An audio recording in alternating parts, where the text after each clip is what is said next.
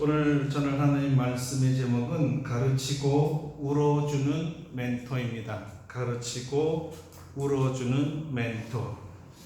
오늘은 5월 가정의 달 중에 청년 주일이기도 하고요. 또 21일을 지키는 부부주일로 지키는 교회도 있고, 또 어떤 분은 좀 며칠 지났지만 스승주일로 지키기도 합니다. 이제는 많이 잊혀지는 기념일 중에 하나가 스승의 날이 아닐까 생각이 듭니다. 청년들에게는 인생을 바르게 이끌어줄 선생님이 반드시 필요합니다. 스승의 날에 기억하여 고마움을 표현해줄 선생님이 있는 청년과 누구도 존경해 보지 못해 스승의 날에 문자 하나 치지 못하는 청년들 사이에는 정말 확실한 차이가 있습니다. 자신의 지금의 모습이 선생님 덕분이었습니다 표현할 분이 청년 여러분들에게 꼭 있기를 축원합니다. 오늘 우리 청년들은 우리 장문경제 혼자 같지만 지금은 시대가 바뀌어서 65세까지는 전부 청년입니다. 청년의 마음으로 들으시기를 바랍니다.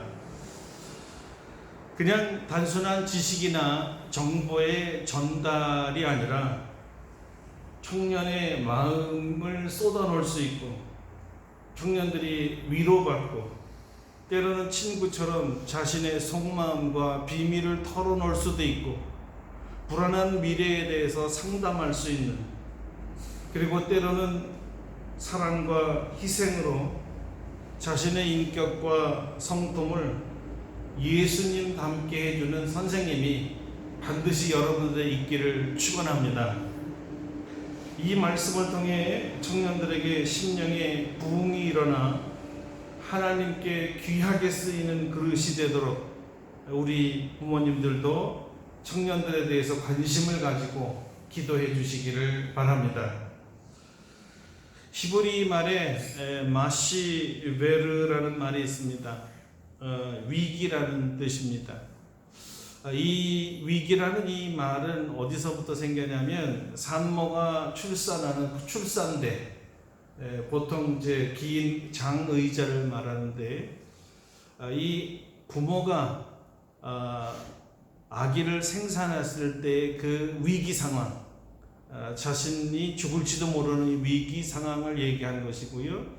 그러나 이 위기 상황은 단순한 산모에게 적용되는 게 아니라 어머니의 진통과 산고를 통해 태어날 아기, 그러니까 히브리 사람들이 생각하는 위기라는 말은 곧 죽을 것 같고 숨이 넘어갈 것 같은 순간이지만 곧바로 무엇인가 새로 태어날, 탄생한 어떤 것을 위한 고통, 새로운 창조를 위한 고통, 이전에 맛보지 못했던 나에게 가장 큰 기쁨을 안겨다 줄 그 무엇인가가 나타나기 위한 고통으로 생각했던 것입니다.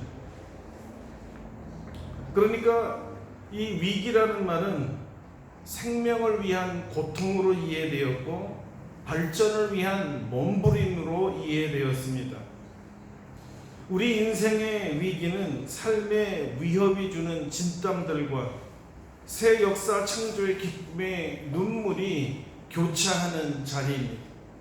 그러므로 여러분, 우리가 위기를 만났을 때 절망하거나 이것이 끝이구나, 나는 아무것도 할 수 없구나 좌절하지 마시고 이 위기에 대해서 두려워하지 마시기 바랍니다. 왜냐하면 이러한 고통은 하나의 과정이며, 이러한 고통이 없이는 신생아가 탄생될 수 없는 것처럼 새 창조를 위한 이 경험하지 못한 두려움을 여러분 걱정하지 마시고 오히려 발전의 기회로 삼을 수 있는 여러분이 되시기를 바랍니다. 아멘. 이 고통은 내 자신이 영적으로나 육적으로나 정신적으로 한 단계 더 성숙하게 하는, 요즘 말로 업그레이드하게 하는 하나의 과정일 뿐입니다.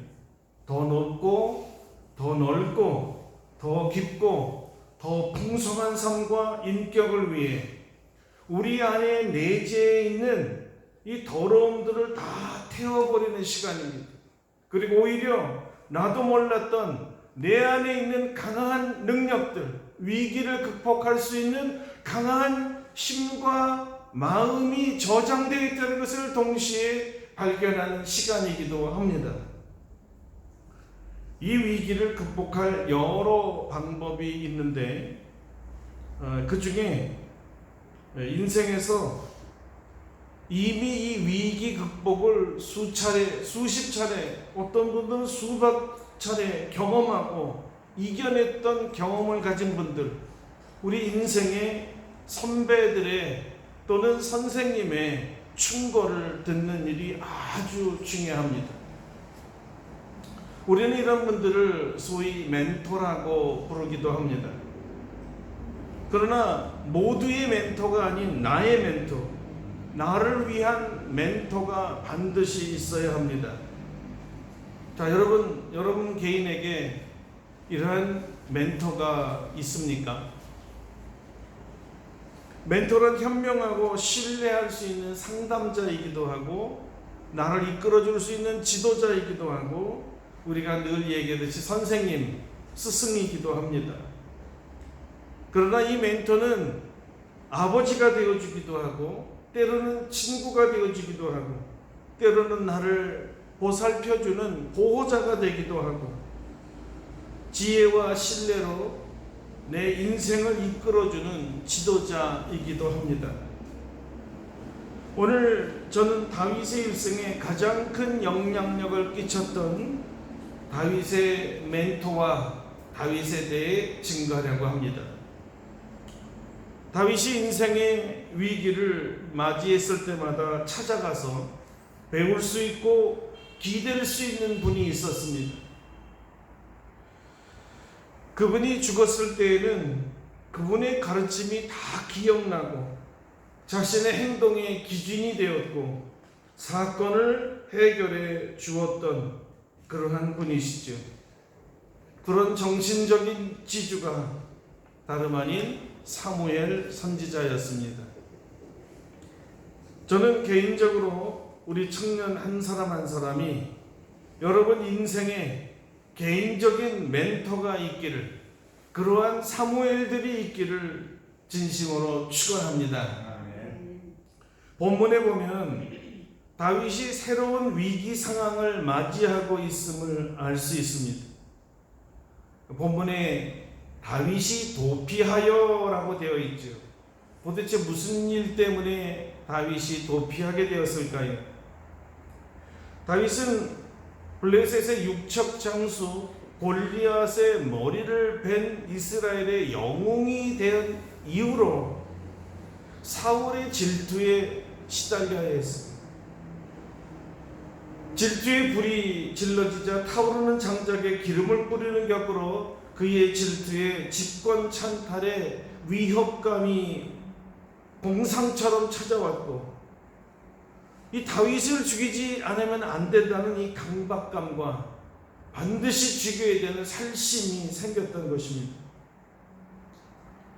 사울에게 있어서 다윗은 더 이상 자기와 가족과 민족을 구원해 준 이 구원자가 아니었습니다. 이 나라를 지켜준 용감한 고마운 용사도 아니었습니다. 사울에게 있어서 다윗은 자기의 자리를 위협하는 사람이었습니다. 그때 백성들의 찬미는 그의 이 살심을 더욱 부채질했습니다. 사울은 천천히요 다윗은 만만히로다. 사울 역시 백성도 다윗이 왕이 되기를 원한다는 것을 보았습니다. 그래서 더욱더 불안해서 견딜 수가 없었습니다.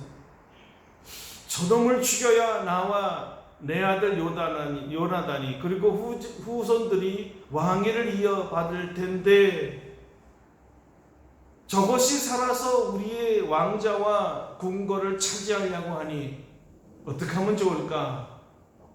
사울이 생각하는 극단적인 방법은 다 단 하나였습니다. 죽여야 되겠어요. 밤을 새웠습니다. 온 신하들에게 명령해서 공개적으로 다윗은 사울 왕가의 이스라엘의 적이라고 공포하고 그가 내 자리를 위협하는 장수라고 표명을 해버렸습니다. 다윗의 일생일대에 정말 위기가 찾아왔지요. 다윗이 위기를 피하는 방법이 무엇이었을까요? 맞서 싸웠을까요? 아니라고 주장했을까요? 진심을 알아달라고 호소했을까요? 아닙니다. 이미 자기를 죽이기로 작정한 모습을 본 다윗은 도망가는 게 상수다. 도피를 선택했습니다. 사울의 지독한 살심 질투로 죽음의 위협을 받은 다윗은 어디로 가도 보호를 받을 수가 없었습니다. 다윗은 야밤 도주를 하면서 어디로 가야 안전할까? 어디로 가야 내가 살 수 있을까? 누가 나를 살려줄까? 누가 사울의 칼로부터 나를 보호해 줄 수 있을까? 고심했을 것입니다. 청년 여러분이 다윗처럼 인생의 위기를 맞이했을 때 여러분이 피할 곳, 다른 말로 말하면 여러분을 받아줄 사람이 있다면 그 사람은 참 행복한 사람입니다. 인생의 반은 이미 성공한 거와 같습니다. 선생님이 계시니까. 다행히도 다윗은 밤하늘에 빛나는 샛별처럼 반짝이는 하나의 생각이 떠올랐어요. 자기를 마치 부르고 있는 듯한 그 불빛에 소망을 가졌어요. 한 사람이 떠올랐습니다. 그 사람이 누굴까요? 성경은 이렇게 말합니다. 라마로 가서 사무엘에게로 나아가서. 그래요. 다윗이 정신없이 도망간 것은 라마라는 곳에 사시고 계시는 선지자 사무엘이었습니다. 다윗은 피할 곳이 있었습니다. 갈 곳이 있었어요. 내가 살 수 있는 곳, 나를 받아줄 수 있는 분이 있었습니다. 그가 바로 사무엘이었습니다. 사무엘은 도망자 다윗의 도피처였습니다. 라마는 다윗이 도피하기에 아주 딱 좋은 장소였습니다. 왜냐하면 지정학적으로 라마는 아주 높은 곳에 위치한 지역이기 때문에 사울을 피하기에 아주 안성맞춤이었습니다. 그러나 다윗이 라마에 간 이유가 그곳이 안전한 곳인 이 천연 요새라기보다는 그곳에 하나님의 사람 사무엘이 있었기 때문입니다. 자기를 있는 모습 그대로 받아줄 자기 멘토가 그곳에 있었기 때문입니다. 지친 마음과 육체와 영혼이 편히 쉴 수 있는 곳이었습니다. 방황하는 사람이 갈 곳이 있다면 그 사람은 행복한 사람이죠. 반겨줄 사람이 있고 상담할 사람이 있고 마음을 풀어줄 사람이 있다면 정말 그는 행복한 사람입니다. 여러분, 다윗이 사무엘에 간 이유가 무엇이라고요? 위대한 선지자 사무엘이 있었기 때문입니다. 사무엘이 다윗의 멘토였기 때문입니다. 그가 이 위기에서 무엇을 해야 될지 가르쳐 주실 분이었습니다.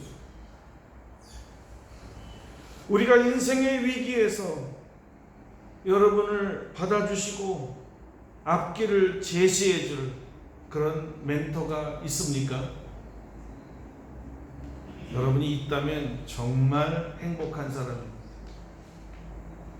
청년 여러분, 인생의 위기를 맞이하면 여러분의 멘토를 꼭 찾아가십시오. 거기서 마음을 풀고 치유받으십시오. 멘토는 여러분을 사랑하기 때문에 여러분을 기꺼이 도울 뿐이니까요. 사무엘은 다윗에게 있어서 어떤 면에서 멘토가 되었을까요? 첫째, 다윗에겐 하나님의 택함 받은 종이요 이스라엘을 다스릴 장차 왕이 될 것이라고 해서 기름을 부어주면서 계시하였던 분이 다름 아닌 사무엘이었다는 사실입니다. 하나님의 기름 부음은 최고의 보증이었지요. 다윗은 자신에게 기름을 부은 이 선지자를 따를 수밖에 없었습니다. 자신을 세웠으니까 살 길도 열어주겠지 하고 그를 매달릴 수밖에 없었습니다. 멘토는 나에 대해서 잘 알고 있고 무엇을 하면 내가 행복할지를 알고 있는 사람입니다. 더욱이 신앙인으로서 무엇을 하며 무엇이 되는 것이 하나님의 뜻이고 하나님의 기쁨이 되며 하나님의 영광이 되는지를 잘 알고 있는 분입니다. 이를 위해 하나님께 기도하고 하나님의 뜻을 전해주고 앞길을 인도해 주시는 분입니다. 내 인생의 앞길을 함께 고민해주고 인도해 주는 분이 있다면 그 청년은 정말 행복한 사람이지요. 다윗은 사무엘을 신뢰했습니다. 멘티는 전적으로 멘토를 의지합니다. 이런 두터운 신뢰를 사무엘에게 둔 이유는 다음 성경 구절이 설명해 줍니다. 다윗과 사무엘이 나요스로 가서 거하였더라. 여러분, 단순해 보이지만 이 말씀이 의미하는 바는 다윗과 사무엘이 함께 보낸 시간이 있었다라는 것을 알려줍니다. 거하였더라, 같이 살았더라는 거예요. 얼마 동안 같이 살았더라, 같이 함께 했더라는 것이지요. 자, 여기서 함께 한 시간에 무엇을 했을까요? 일종의 제자 훈련이 있었을 것입니다. 다윗은 사무엘과 함께 살았습니다. 그 기간이 얼마인지는 성경이 말하지는 않습니다. 그러나 영적 거의 하나님을 만나고 하나님의 음성을 들을 줄 알고 하나님의 계시를 받는 이 멘토와의 짧은 시간은 평범한 사람과의 100년과의 교제보다 배울 것이 더 많습니다. 이 특별한 기간에 다윗이 사무엘에게 배운 것은 무엇일까요? 다시 말하면 사무엘은 다윗에게 무엇을 가르쳤을까요? 선생님이 제자에게 알려주고 싶은 것은 무엇이었을까요? 한마디로 말하면 하나님 마음에 합당한 사람이 되는 법입니다. 일찍이 다윗을 선택했을 때 이 사람은 하나님 마음에 합한 자라고 해서 택함을 받았습니다. 이제 그 방법, 어떻게 하면 하나님 마음에 드는 사람이 될까? 어떻게 하나님을 즐겁게 하는 사람이 될까를 가르친 것이죠. 어떻게 사는 것이 하나님을 기쁘게 해드릴까? 하는 것마다, 말하는 것마다, 결정하는 것마다, 생각하는 것마다 내 마음에 꼭 맞는다. 이 방법을 사무엘이 가르친 겁니다. 첫째, 하나님 마음에 합한 사람과 그의 삶은 예배가 중심이 있습니다. 삶의 중심이 예배라는 사실입니다. 사무엘상서 2장 18절은 이렇게 기록되어 있습니다. 사무엘이 어렸을 때 세마포 에봇을 입고 여호와 앞에 섬겼더라. 사무엘은 어릴 때부터 어머니의 기도를 통해 기적으로 태어난 이후에, 그래서 그의 이름이 하나님께 구하는 자라는 그 이름대로 하나님 전에서 살았습니다. 아예 거기서 먹고 자란 거예요. 거기서 하나님을 만나는 특별한 사건이 있었고 어린 나이에 하나님의 음성을 들었습니다. 아주 특별한 은혜지요. 그가 인생의 최고의 목적을 어디에 두며 살았을까요? 하나님을 영화롭게 하는 것이었습니다.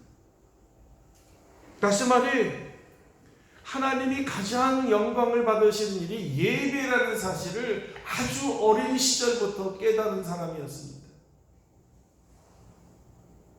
그래서 하나님을 사랑하는 사무엘은 성전을 떠나지를 않았습니다.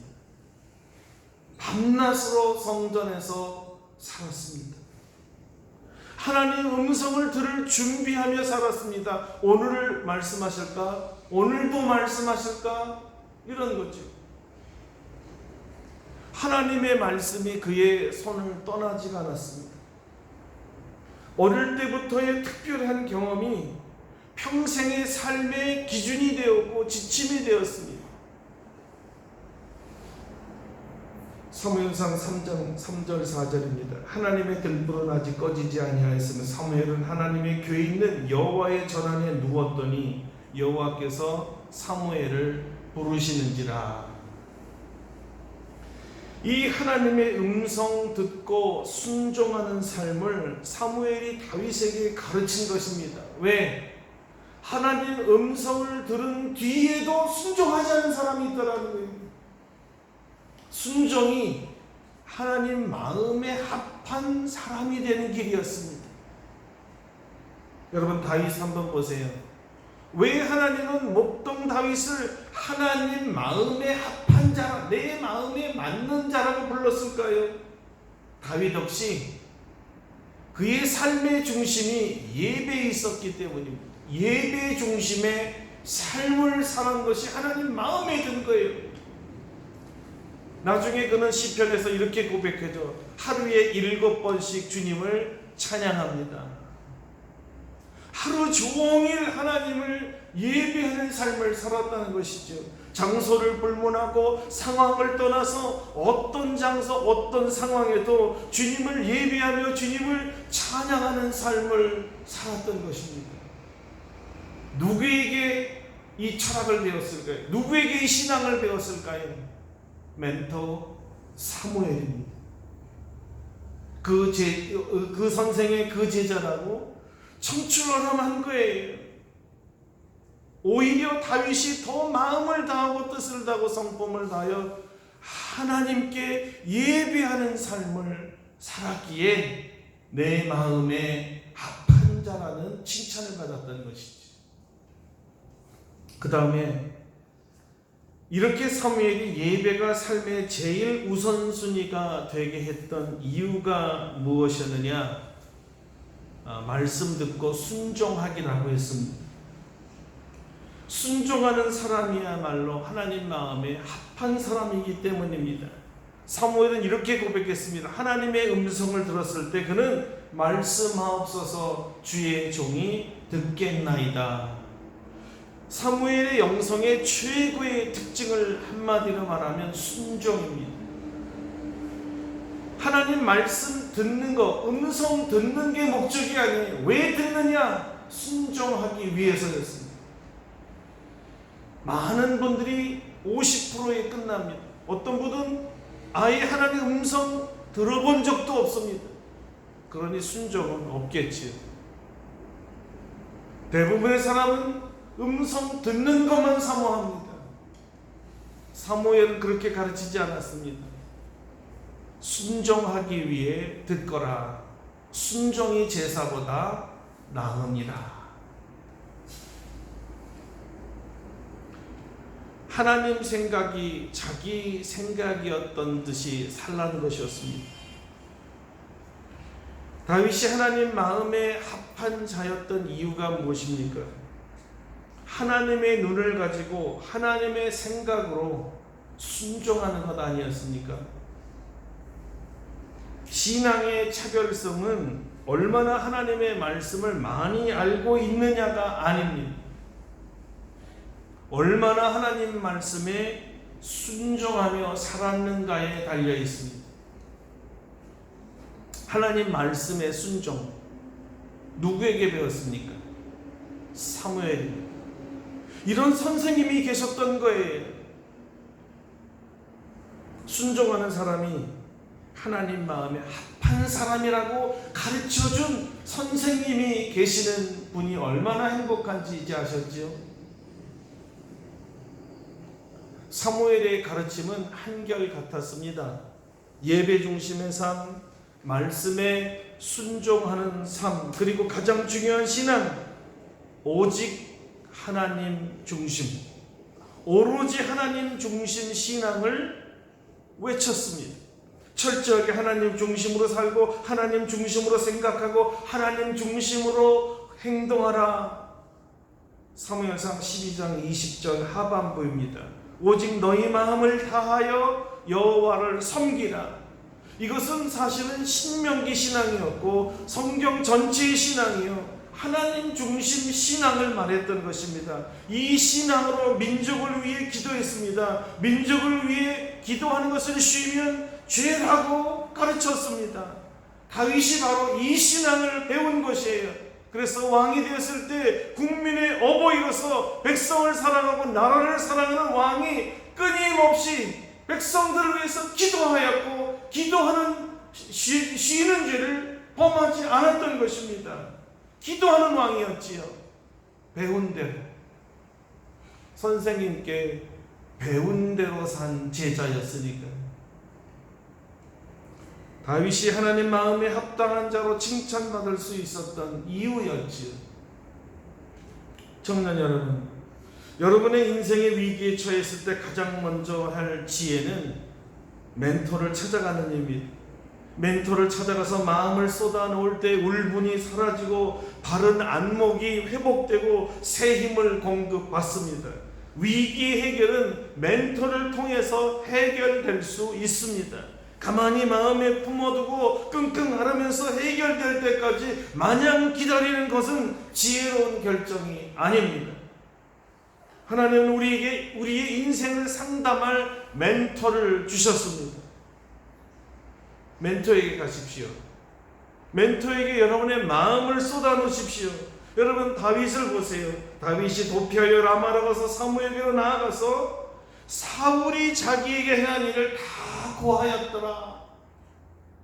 얼마나 억울한 사정을 다 얘기해서 나는 그를 위해서 목숨을 바쳐 충성했는데 그는 나를 죽이려고 합니다. 그의 두려움을, 억울함을 다 쏟아놓았어요. 다윗은 자기가 겪은 모든 문제를 상세하게 멘토에게 털어놓을 수가 있었습니다. 그 멘토가 사무엘처럼 신앙인이라면 예배를 통해 하나님의 음성을 들음으로써 위기를 극복할 수 있었다고 가르쳤을 것입니다.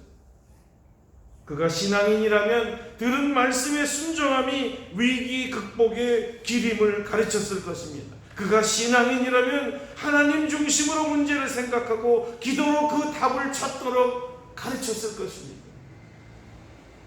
제자가 기도하게 만들고 또 그 기도하는 제자를 위하여 기도하는 멘토가 있을 때 인생의 위기는 해결되는 거예요. 단지 상담만 하고 해결책만 내놓은 분이 멘토라면 진정한 멘토는 아닐 겁니다. 다윗이 사울에게 당한 일을 다 고했다라는 말은 이미 그의 마음을 쏟아놓아도 좋을 뿐이라는 것을 암시해 줍니다. 다윗의 마음속에는 사무엘에게만 가면 그의 마음의 상처를 그가 치료해 줄 것이고 나를 보호해 줄 것이고 위로해 줄 것이라고 믿고 간 것입니다.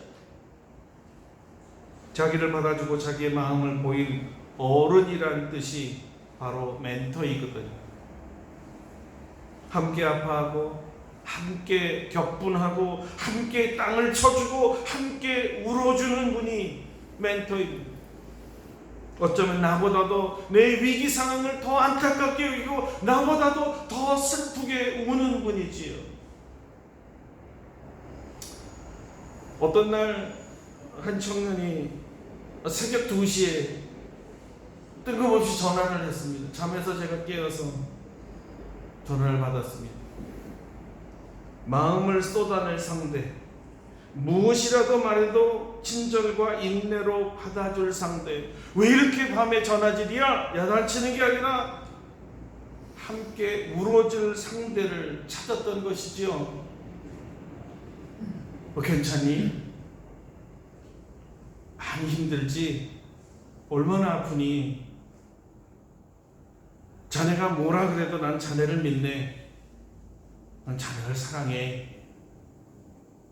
이 소리를 들은 청년은 그 느끼는 울음소리에 격했던 감정이 사그러지며 숨도 편안해졌습니다.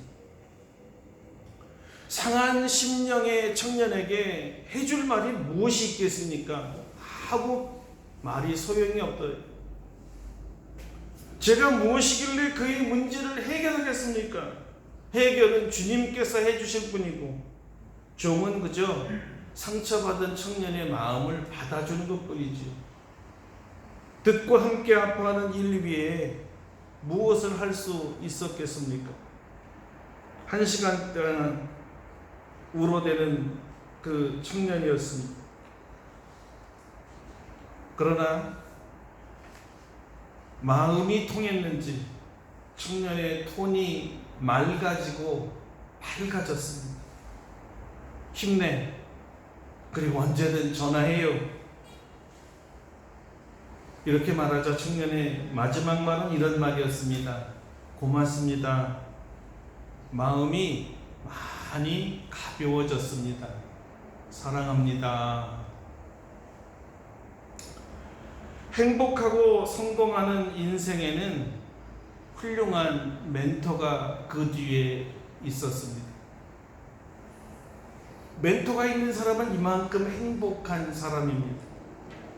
우리의 답답한 마음에 생수를 부어줄 해안을 가지고 있는 분들입니다.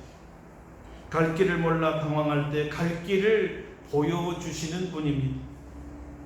누구하고도 말 못할 상처된 마음을 풀어놓을 수 있는 분들입니다.